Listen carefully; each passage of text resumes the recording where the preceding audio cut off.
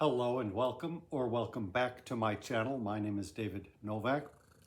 This is going to be my last video for the year 2023. And in fact, it is a video that I did not plan to make, although I thought there was a possibility of it. But it turns out, this is December 30th, that I happen to have a few hours free of the evening, so I thought I had better make use of it. So this is going to be a recent reads video, and it's a bit of an anomaly in that respect because, well, number one, I like to try to limit the number of books I include for a recent reads video, and this will be an entire month of December overview. And the other distinction is that I like to have finished all of the books that I include, and I am in the middle of a book which, God willing, I will finish tomorrow or on the 31st. But because I have this hour or hours available to me now, I decided to just go ahead with it. The month entered with me reading Entangled Life, and in some cases I will probably be more brief than you would like, and in other cases more long than you would like. I entered the month reading Entangled Life by Merlin Sheldrake and enjoyed it quite a bit.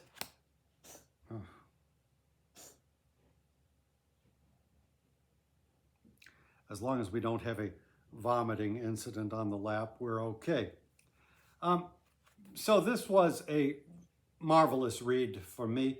It's a step in a new direction, being natural science, which I very seldom read. We'll see if this becomes a new habit. And the book I liked. It's got 8 chapters, and my memory of the chapter by chapter structure has waned, but as I recall, the book started, and more than the first half of it dealt with the science of fungi. And now there's an American who uses the pronunciation fungi, so I'm not sure what is the right way. I'm happy with fungi myself. The more than half deals with the science, and that was all incredibly interesting. It starts with a chapter or so talking about lichen, and then gets into more about fungi. And one aspect that I really liked about the book was it helps to shake you of the binary that life consists of plants and animals, that there are 2 types of life. As it turns out, there are more varieties than that, several more varieties. I think human habit, our human minds like to simplify things and say it's either A or B. It's either X or Y, so to speak. And so this lets you know that there's more to the world than we dream of in our philosophies. Now, the book, possibly the penultimate chapter, as I recall, slid into journalism.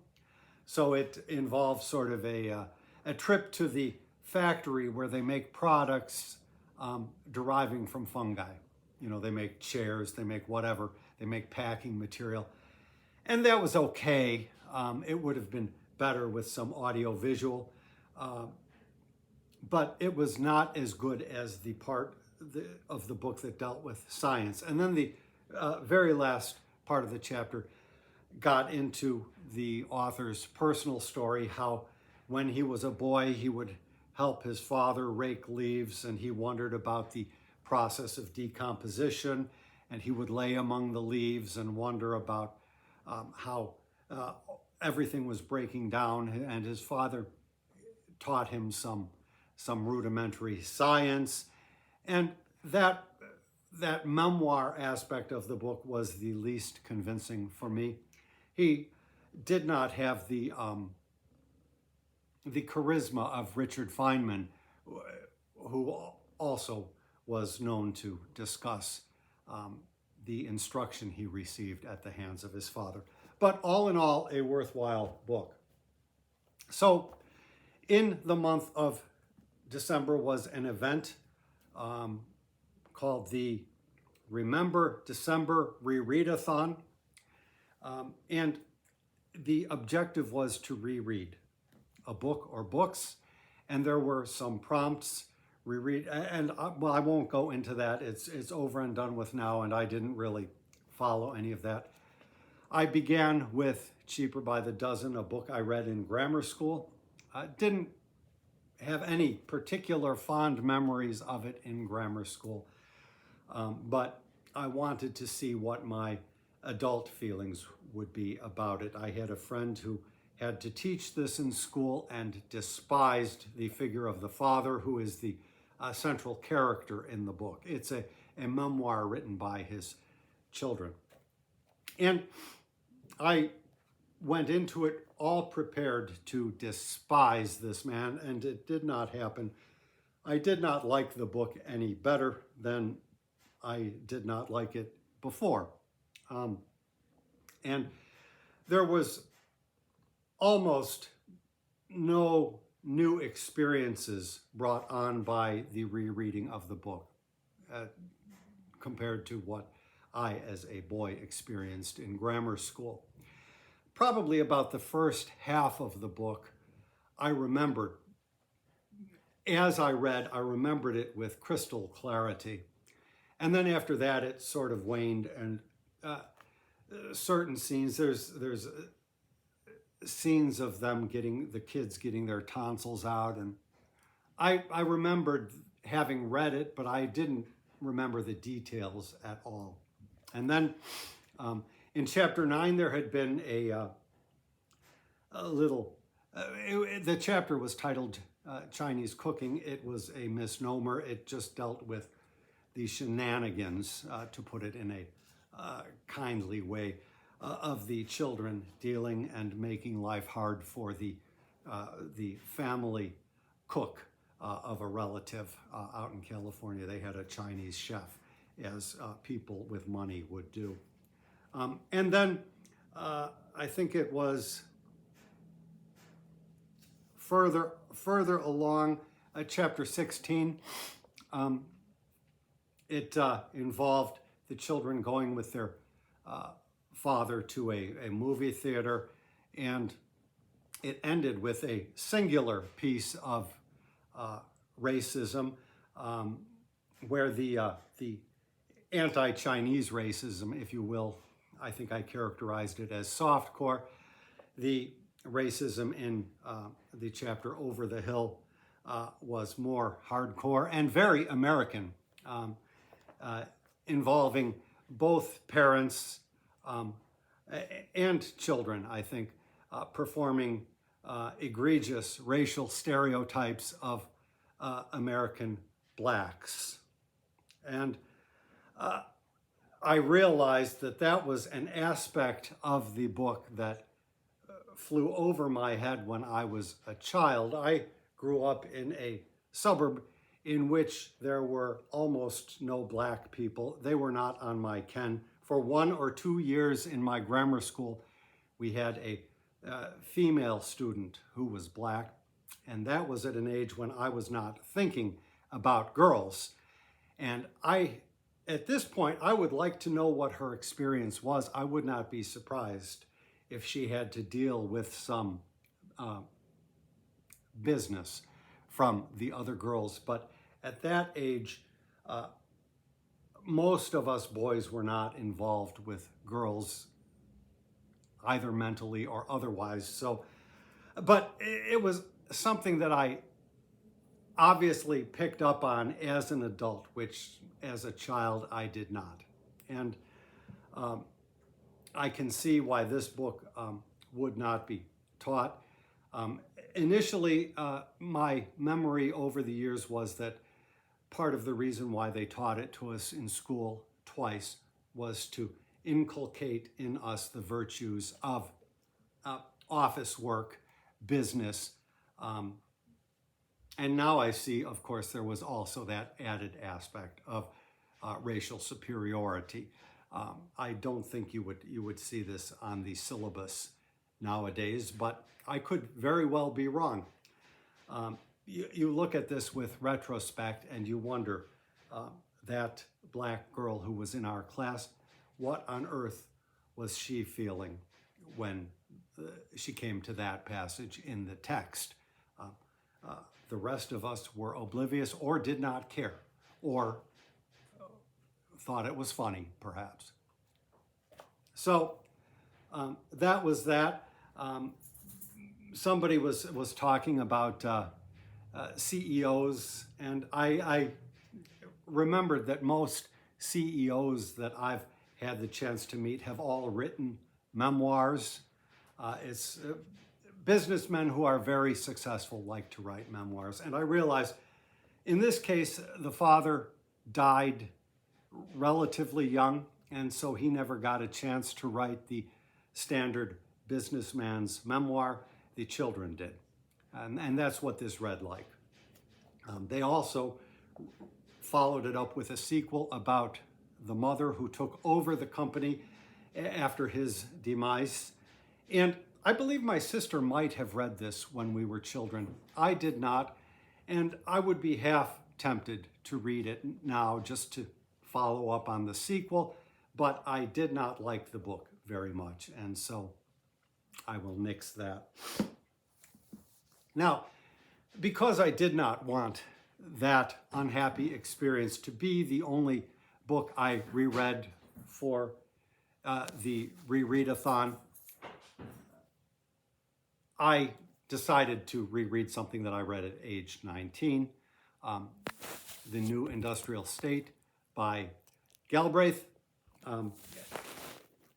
Galbraith and Gilbreth are probably distant cousins. The name Gilbreth, a late corruption from Galbraith. So I did not want the Gilbreths to be my only reread, and I decided to embark on this, although it's somewhat hefty, 500 pages in this, plus uncounted front matter. And I wound up loving this. I have not begun to look back over the past year, and I have not begun to make plans for the next year, but this could very well be the best read of 2023 for me. I would not at all be surprised. I read this at an age when I didn't understand most of it. The writing is superb, and so if you read something that you don't understand, but the writing is superb, it is not a waste. I realize that. Incidental comments that he perhaps made would have left an impression on me, and so I am grateful for that. This time going in, I understood a lot more than I did previously, and a lot of that had to do with just age and more experience under my belt dealing with the corporation. The central focus of this book is the corporation. It's part of a trilogy. Book one is The Affluent Society, which I read last year. I also read at age 20-something, I would guess, and did not like it as much as this, but it's a worthwhile read. And then there is a third book, which is economics, something like Economics and the Public Consciousness, or something like that. And that wraps up the trilogy. I never read that. I bought a copy way long time ago, and it was the case of a book that smelled, and I tried for years to get the smell out of it by putting it in a bag with kitty litter and all kinds of stuff. Never succeeded. Hey, come on. And so never did. And because I had such a phenomenal success reading this book, I've decided I've got to read it. I have a little mass market paperback of it. And if I don't do it this year, I will make an effort to read it next year. Aside from loving the book itself, I have to say that this Princeton Press volume is beautiful. The size is perfect. I mean, the cover is nothing to write home about, but the font is lovely. I mean, just look at this. And then he has things divided, and it's with Roman numerals, and that's just lovely. And then another thing is the footnotes are all on the page as opposed to, say, in the back. And a great number of his footnotes are well worth the reading. So I highly recommend this edition, the third edition, if you plan on reading this book. When I was young, it would have been the second edition. So whereas the first time out of the vast number of pages, I probably understood one or two isolated paragraphs. In this case, it was more one or two isolated paragraphs that I really had no clue about. One full chapter at least, but by and large, I did better.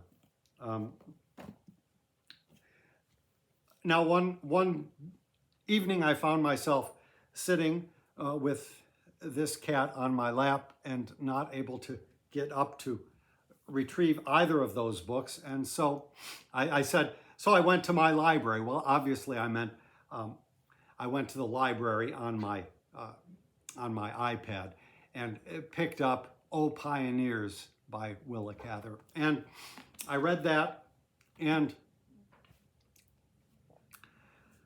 it's a book divided into 5 parts. The first part was wonderful. After I read that, I said,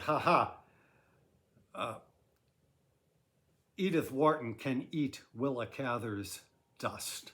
That's how enthusiastic I was about "O Pioneers." But it fell off rapidly from there. Part 2 turned out to be after a juncture or a hiatus of 15 or 16 years. Everybody had grown older. There were new characters thrown into the mix. And then from then on, the book was,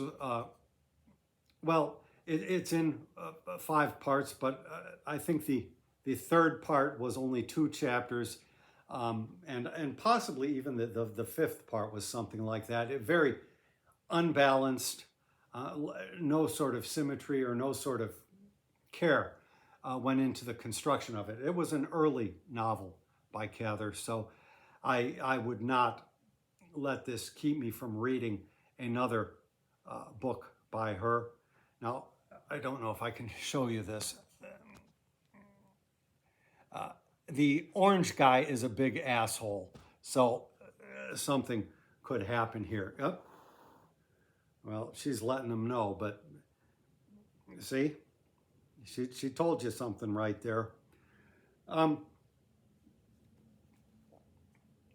So, Willa Cather, and I finished them in not the same order that I started. I had 3 books going concurrently, and Galbraith wound up being the last of those that I finished, and I finished it a day earlier than I planned. I think some of the later chapters were shorter, and so I wound up with 2 extra days on my calendar for reading that I had not anticipated, meaning December 30th and then tomorrow, December 31st. And so I decided to finish out the year with Mark Twain, and I started on Tom Sawyer. I'm about 2/3 of the way with that book. And my understanding is that Huckleberry Finn is the book that everybody should read by Twain. I have not read it, but I wanted to start with Tom Sawyer first because existed before Huckleberry Finn. And when I picked this edition up, the introduction by Shelley Fisher Fishkin was very good. I did a video about it. I'll put a link in the description if I remember. Just a very interesting exploration into Twain's developing thoughts about American slavery. And some years back, there was a book, I forget the exact title, Was Huck Black? Something like that. And it turns out that was a book by Shelley Fisher Fishkin. And she has another book out that's somewhat of a critical appraisal of Twain. And if I see either of those in the store at this point, I will pick them up and consider looking at them. My estimation for Twain only grew in leaps and bounds last year when I read The Prince and the Pauper. That was the book which I closed out last year's reading with. And I thought it was a flawless masterpiece. This I would not say is flawless, but it is definitely iconic. I have never read this book, but I know the story pretty well. Goodness knows we may have had it as a film strip in grammar school. You have to be fairly old to remember what film strips were. But while patches of the book are magical, there's also a sense that portions of it are just filler. I will not try to spoil it for you, but you probably know some of the plot already. The boys are witness to a murder, and then the first thing they do is make a pact, a blood pact, never to tell anybody about it. And of course, right off, is that what they call a red herring? Right off, you know that there's going to be more to that. But then so much comes after that, and you think it's just filler. And there's the famous scene, almost a literary trope of somebody coming back to their own funeral. And I don't think the way Twain handles that is as well as it could be handled. But he was new to novel writing, and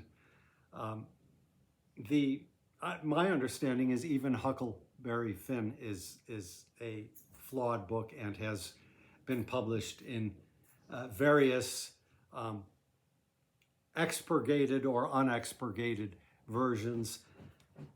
Perhaps at the end of this year or during the course of the year, I will try to read it. It was famously a banned book, and so people are trying to read banned books this year. MJ at, I think it's MJ Reads, is spearheading an effort to read banned books. If I can, I'll put a link to her channel in the description as well. So I've got about 1/3 to go with Mark Twain, and it's not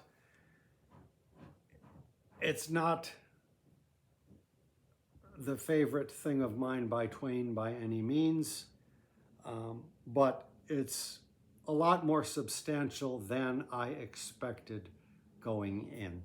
Now, when I was a boy, I believe I read Tom Sawyer Detective, and I think that might have been geared to a much younger audience, or else it was a severe abridgment or retelling for children. I don't know. But just when I started to read this yesterday, I happened to go to Amazon to check out the reviews, and somebody there says that this is an abridged version. I'm all of a sudden aghast. I did not know that Signet Classics abridged things like that, especially without telling you.